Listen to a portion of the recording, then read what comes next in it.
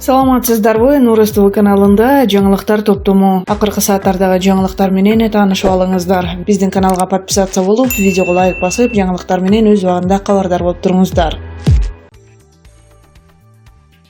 Мурдагы өкмөт башчы Сапар Исаков абактан ооруканага жеткирилди. Ал өткөн жылдын июнь айында УКМКнын СИЗОсуна камакка алынганы маалым. Бүгүн Исаковдун ден соолугу начарлап, дарыгерлердин консилиуму өттү. Анын негизинде ага кыр арка омурткасындагы кан тамырларынын синдрому деген диагноз коюлду. Андан кийин ал врачтардын коштоосунда ооруканага жеткирилди. Учурда дарыгерлердин көзөмөлүндө ооруканада жатат дешти УКМКдан. Сапар Исаков премьер-министр болуп турганда өкмөттүн маалыматтык саясатын жетектеп турган Гүлнура Төралиева социалдык тармактагы баракчасына бир канча күн мурун анын абалы оор болуп жаткан үчүн жубайы толтура дары-дармек алып барып берген деп жазды. Кыр арка омурткасындагы кан тамырларынын синдрому бул омуртканын ичиндеги тамырларда кан айлануунун бузулушу. Аталган синдром жаш куракта инсульт алуунун бирден бир себеби болуп саналат. Окуянын чоо жайы 2018 жылдын 29 майында Сапар Исаковго карата Бишкек жебине байланыштуу козголгон коррупция беренеси боюнча айып тагылган. Ал 5-июнда камакка алынган. Сапар Исаков бул окуя боюнча суракка келип жүргөн учурунда журналисттерге саясий куугунтук болуп жатат деп айткан.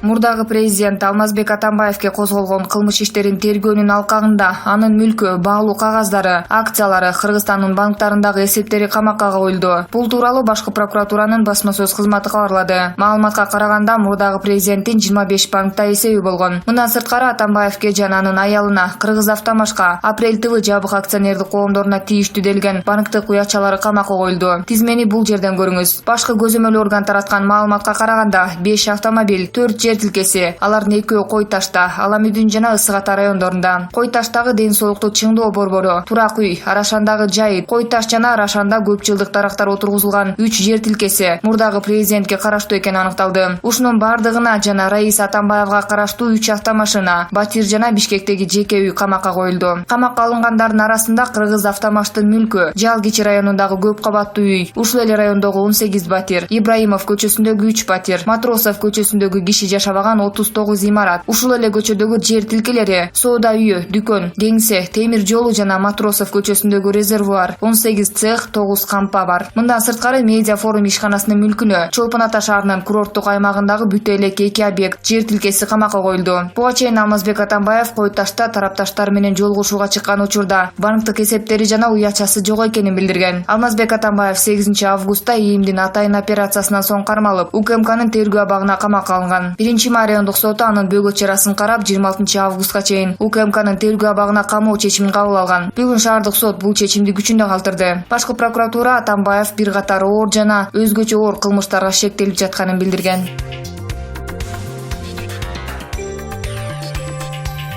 Атамбаевдин уулу Кадыр Атамбаев дача сууга кулаган учактагы жүктүн ээси апасы Раис Атамбаева деген кептерге жооп берип жатып, мунун баарын Текебаев ойлоп чыгарганын айтты. Алгач Текебаев учакта биздин электротехниканы ташыган деп чыккан. Андан соң жакынкы берген маегинде электрондук чайнектердин ичине алтын салып ташышкан деди. Бул акылынан кеткен аңко, ким чайнектерге салып алтын ташысын? Бул болбогон кеп деп айткан эле. Мындай билдирүүгө мурунку депутат Өмүрбек Текебаевдин кызы Айданек жооп берип, Атамбаевдин уулунун деңгээлине түшкүсү келбегенин айтты. Мен мындай ыплас билдирүүлөргө жоопта, комментарий да бергим келбейт. Анын айткандарын көрүп жатып аягына чыга алган жокмун. Ал атасын актап жатат, аны жакшы түшүнөм. Бирок жекеликке өтпөсү керек жана мындай өзүн адепсиз алып жүргөн болбойт, деди ал.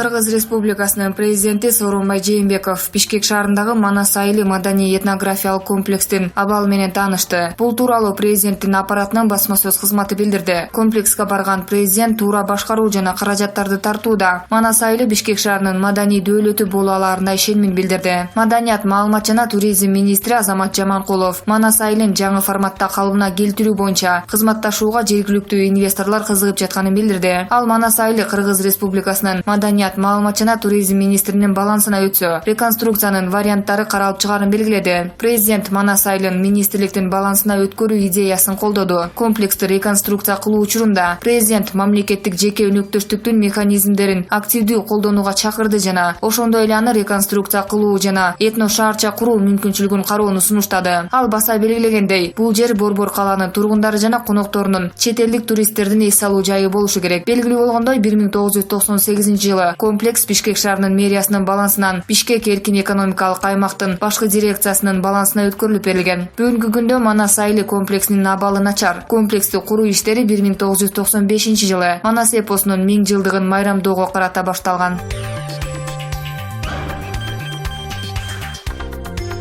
Аскер прокуратурасынын тергөө тобу 15 августта УКМКнын тергөө абагында отурган мурдагы президент Алмазбек Атамбаевке дагы 2 кылмыш иши боюнча шектүү катары маалымдама тапшырды. Бул тууралуу башкы прокуратуранын басма сөз кызматы кабарлады. Башкы көзөмөл органынын маалыматына караганда, Атамбаев жазык кодексинин кылмышка аралашуу жана коррупция беренелери боюнча айыпталууда. Маалыматка караганда, айрым мамлекеттик органдардын жооптуу кызматкерлеринин мыйзамга каршы аракетинин натыйжасында Атамбаев Аламүдүн районунун Кой Таш айылындагы ТНК Дастандын мыйзамсыз алган жерин дагы 2,7 гектарга кеңейткен. Ошону менен катар стратегиялык объектке кирген жерди алуу үчүн Бишкек шаарынын мурдагы мэри Албек Ибраимов жана башка жооптуу кызматкерлер менен туруктуу коррупциялык топ түзгөн. Мурдагы президент Алмазбек Атамбаев Кримтөбөл Азиз Батукаевдин абактан мөөнөтүнөн мурда бошотулушу боюнча күбө катары 3 жолу суракка чакырылып, бирок ал барган эмес. Ал Кой Ташта 7-8 августтагы Атамбаевди кармоо операциялары учурунда сүйлөшүүлөрдөн кийин колго түшкөн. 13 августта башкы прокурор Өткүрбек Жамшетов Атамбаевке жазык кодексинин бийлик өкүлүн коркутуу же ага карата зомбулук, массалык башалмандык уюштуруу, киши өлтүрүү, кылмышка аракеттенүү, барымтага алуу, куралдуу ок-дарыларды мыйзамсыз жүгүртүү беренелери боюнча маалымдама берилгенин билдирген. Бүгүн Атамбаевке жылуулук электр борборун модернизациялоо жана форум ишканасына байланыштуу дагы 2 кылмыш иши боюнча маалымдама берилген. Аскер прокуратурасы 14 августта дагы 2 иш Кой Таштагы үйү жерине байланыштуу шектүү катары маалымдама тапшырган. Бишкек шаардык соту бүгүн 16 августта Атамбаевдин бөгөт чарасын УКМКнын имаратында карап, 26 августка чейин абакта калтырган чечим чыгарды.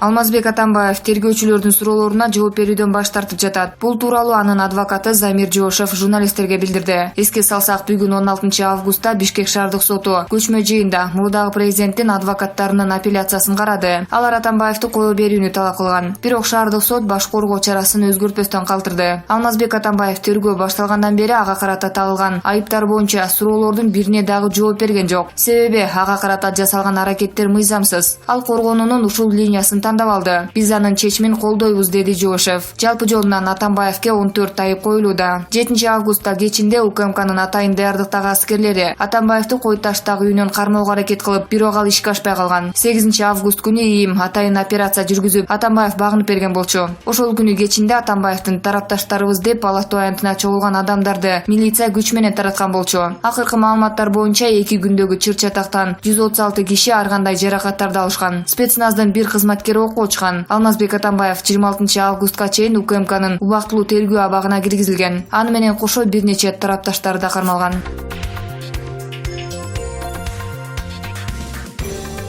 Бүгүн 16 августта мурдагы президент Алмазбек Атамбаевдин баш коргоо чарасы каралды. Ага келген КСДПнын атайын өкүлү Кундуз Жолдубаевага журналисттер жакында эле чет өлкөдөн кайтып келген саясатчы Өмүрбек Бабанов тууралуу суроо узатышты. Сиздер Өмүрбек Бабанов менен байланышкан жоксуздарбы деген суроо узатылды. Жок, биз Бабанов менен байланышкан жокпуз. Балким Бабанов тарабынан биригүүгө кызыктар экендиги айтылса, биз эмнеге жок демек элек? Себеби биз оппозициялык күчтөр биригели деп айтып эле келе жатабыз. Бирок Өмүрбек Бабанов бийлик менен сүйлөшпөй туруп келмек эмес. Ал азыркы бийлик менен сүйлөшүүлөрдү жүргүзгөн жана жакын убакта мамлекеттик негизги кызматка отурат деп ойлоп жатам. Бирок биз КСДП баардык күчтөр үчүн ачыкпыз. Биз өлкөдө жана саясий айдыңда тең салмак болуш үчүн керекпиз, деди Жолдубаева.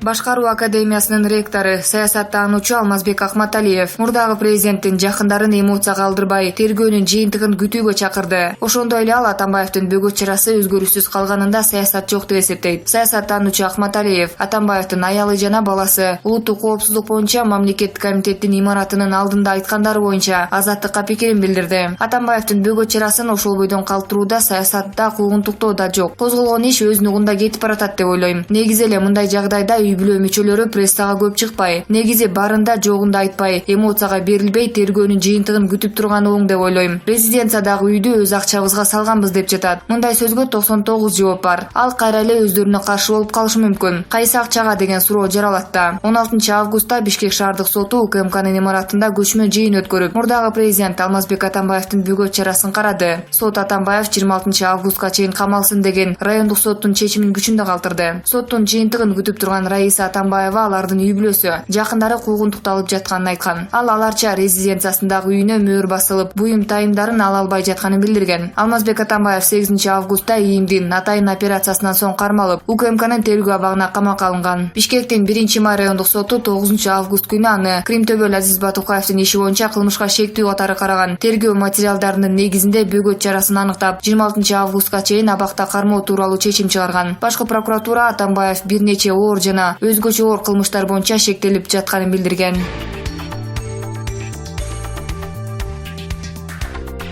Мурдагы 1-айым Раиса Атамбаевага кылмыш иши козголду. Бул тууралуу ал өзү улуттук коопсуздук боюнча мамлекеттик комитеттин алдында мурдагы президент Алмазбек Атамбаевдин бөгөт чарасы каралып жаткан учурда билдирди. Ал кылмыш иши президенттик аппараттын соттук реформа жана мыйзамдуулук бөлүмүнүн мурдагы башчысы Манас Арабаевдин ишине байланыштуу экенин айтты. Бул маалыматты Азаттыкка башкы прокуратуранын басма сөз кызматы да ырастап, бирок кайсы бирене боюнча козголгону айтыла элек. Мен эч качан соттордун ишине кийлигишкен эмесмин. Саясат таза эмес иш экенин билчүмүн. Ошондуктан аралашпоого аракет кылчумун. Мен ал тургай соттордун имараты кайда экенин да билбейм. Бир дагы судьяны тааныбайм. Ошондуктан бийликтин айткандары чындыктан алыс болууда, деди Раиса Атамбаева. Мурдагы президент Алмазбек Атамбаевдин тушунда сот системасынын куратору деп аталып келген президенттик аппараттын соттук реформа жана мыйзамдуулук бөлүмүнүн мурдагы башчысы Манас Арабаев 2-июнда коррупцияга айыпталып кармалган. УКМК тараткан маалыматта ал кызмат абалынан кыянаттык менен пайдаланып, чет өлкөлүк инвесторлордун объекттерин рейдерлик жол менен тартып алган топтордун кызыкчылыгына иштеген айтылган. Кийин Манасбек Арабаев Раиса Атамбаевага каршы көрсөтмө берип, мыйзамсыз иштерге экс-канайымдын суранычы менен барганын билдирген видеосу интернетке чыккан. КСДП анын айткандарын чындыкка куошпойт деп билдирген. Бир айдан кийин Арабаев үй камагына чыккан.